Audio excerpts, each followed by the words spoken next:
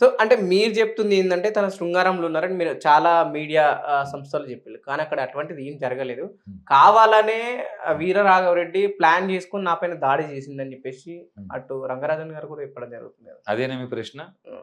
అక్కడ ఏం జరగకపోతే, హ్మ్. 7వ తేదీ దాడి జరిగిందని, 8వ తేదీ గదా కంప్లెయింట్ ఇచ్చింది రంగరాజన్ గారు. హ్మ్. ఆయన మద్యం మత్తులో లేకపోతే, ఆ రూమ్‌లో కండోమ్ ప్యాకెట్లు లేకపోతే, ఆ రూమ్‌లో మహిళలు లేకపోతే, మరి అదే రోజు కంప్లెయింట్ ఇచ్చేదుండే. కాదు అదే ఒకటి రోజు, చెప్పండి. అదే రోజు హ్మ్. ఆయన మద్యం మత్తులో లేకపోతే కింద వేల మంది ప్రదక్షిణ చేస్తుంటారండి. కాదు ఒక నేను ఒక్క ఫోన్ కాల్ చేస్తే హ్మ్. మమ్మల్ని ఊరు దాటనివ్వరండి. నేనేమన్నా ఒక్క మాట జెప్పండి. నిజంగా తను తప్పు చేసి ఉంటే, హ్మ్. ఆ తప్పు బయటకొచ్చి ఉంటే, హ్మ్. ప్రధాన పార్టీలకు చెందిన నాయకులు గావచ్చు, లేకపోతే ఈ రాష్ట్ర ముఖ్యమంత్రి గావచ్చు, ఎందుకు మాట్లాడతారు మరి అతనితోని? అంటే ఆ రోజు ఆయన చెప్పాడు అలాగని. హ్మ్. ఆయన ప్రొజెక్ట్ చేసుకున్నారు. నా మీద దాడి చేశారు. ఎవరో వచ్చారు. నన్ను డబ్బులడిగారు. నేను ఇవ్వలేదని కొట్టారు అని ఆయన చెప్పిన మాటనే వాళ్ళు నమ్మారు తప్ప, హ్మ్.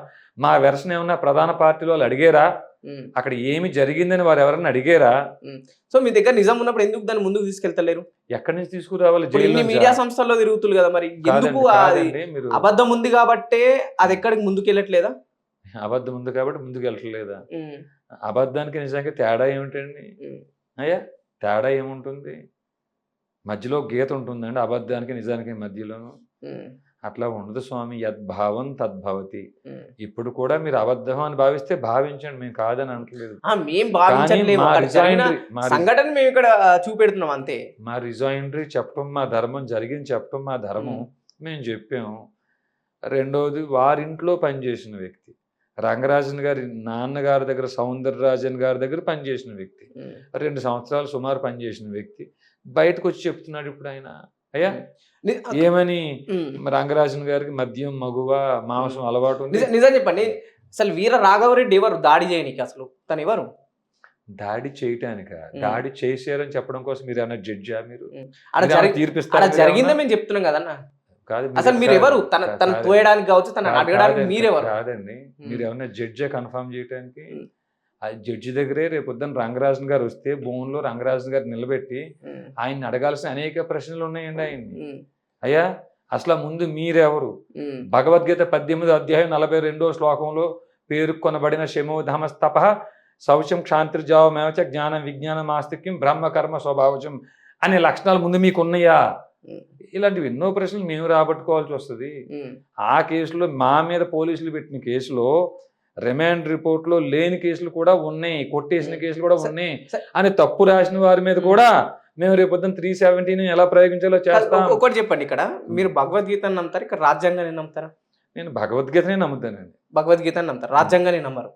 రాజ్యాంగాన్ని మనం గౌరవించాలి. రాజ్యాంగాన్ని మనం అనుసరించాలి. నమ్ముతారా? నమ్మరా రాజ్యాంగాన్ని? నమ్మినా నమ్మకపోయినా రాజ్యాంగం ప్రకారం నడుచుకోవాలండి. నడుచుకోవాలి హ్మ్. ఖచ్చితంగా. హ్మ్. కానీ సుప్రీం కోర్ట్ ఇచ్చిన తీర్పేందంటే, హ్మ్. ఒక వ్యక్తికి హ్మ్. తన ఇష్టాలు, అవతల వ్యక్తి ఇష్టాలు హ్మ్. ఎప్పుడైతే వాళ్ళిద్దరు కలిసున్నా సరే, హ్మ్. మూడో వ్యక్తికి ఎప్పుడైతే తన కరెక్ట్. కంప్లెయింట్ ఇయ్యకపోతే వాళ్ళిద్దరు ఏమని చేసుకోవచ్చని correct. Correct. Supreme correct. Court తీర్పిచ్చింది కదా! మధ్యలో మీరెవరు?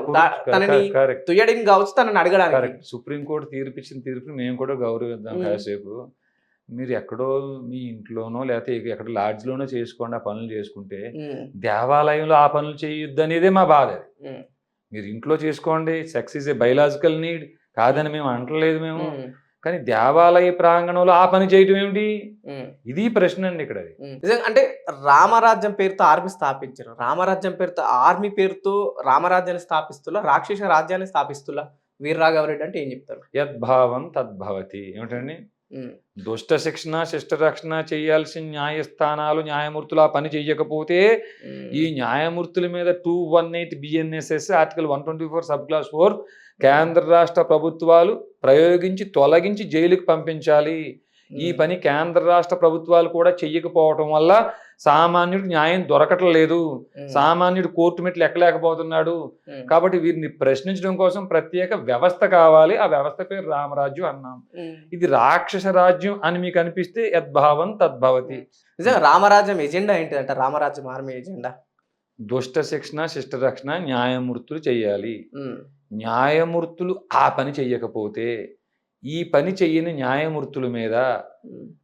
197 సీఆర్‌పీసీ పాత చట్టం గాని, హ్మ్. కొత్త చట్టం 218 బిఎన్ఎస్ఎస్‌లు గాని వారు హైకోర్టు సుప్రీంకోర్టు న్యాయమూర్తులు అయితే ఆర్టికల్ 124 సబ్ క్లాస్ 4ని ప్రయోగించి తొలగించి జైలుకి పంపించమని ఈ చట్టాలు చెప్తున్నాయి. ఇది ఎవరి పని?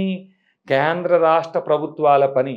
స్వతంత్రం వచ్చినప్పటి నుంచి ఇప్పుడు దాకా ఈ చట్టాల ప్రకారంగా ఏ న్యాయమూర్తి తొలగించి జైలుకి పంపించబడలేదు. కాబట్టి న్యాయమూర్తులు యాక్టింగ్ విత్ అన్బ్రైడెడ్ పవర్స్, కళ్ళెం లేని అధికారాలతో వారు న్యాయమూర్తులు ప్రవర్తిస్తున్నారు. కాబట్టే దేవాలయాల భూములు ఇన్ని లక్షల ఎకరాలు కబ్జా అయిపోయినా, మంచి వాళ్ళు శిక్షించబడి చెడ్డవాళ్ళు రక్షించబడుతున్నా, ఎన్ని అక్రమాలు అన్యాయాలు జరుగుతున్నా, ఇది అగ్రిగోల్డ్, అభయ గోల్డ్, అక్షయ గోల్డ్, అయ్యా ఇదేమిటి సహారా ఇండియా, ఇలాంటి కేసులతో కోట్ల మంది బాధితులు కుప్పలు తెప్పలుగా పేరుకుపోతున్నా న్యాయం సామాన్యుడికి జరగటం లేదు.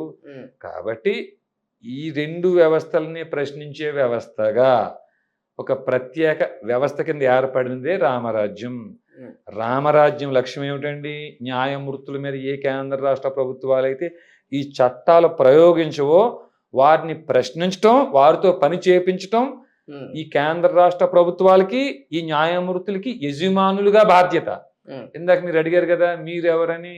మీరైనా నేనైనా ఈ కేంద్ర రాష్ట్ర ప్రభుత్వాలు, ఈ ముఖ్యమంత్రులకి, ప్రధానమంత్రులకి, ఈ న్యాయమూర్తులకి, కలెక్టర్లకి, పోలీసులకి మనం యజమానులం. We are masters, we are the owners. కానీ ఇక్కడ కూడా మీరు ఏదైతే చెప్తారో యజమానులు మాస్టర్స్ అని, సో ఇక్కడ కూడా ప్రభుత్వాలు కావచ్చు, న్యాయమూర్తులు మీ మాట విన్నట్టు ఎక్కడ కనిపించలేదు కదా. కేవలం మీ సెల్ఫ్ ఎజెండా కోసమే ఇట్లాంటి స్టంట్లు ఇస్తున్నట్టే వార్తలు వస్తున్నాయి. మా మాట విన్నట్టు కనిపిస్తే మనకి శ్రమ ఎందుకండి? మా మాట వాళ్ళు వింటే ఈ శ్రమ ఎందుకండి? అసలు మా మాట దాడి చేసే శ్రమ ఎందుకు అంటారు? దాడి అంటే యద్భావం తద్భవతి. మీకు ఈ కనీసం 60-70 ఆలయాలు తిరిగాం, ఆ వీడియోలన్నీ పోస్ట్ చేసాం. ఎక్కడ దాడి అనే పదం అక్కడ ఎందుకు రాలేదు?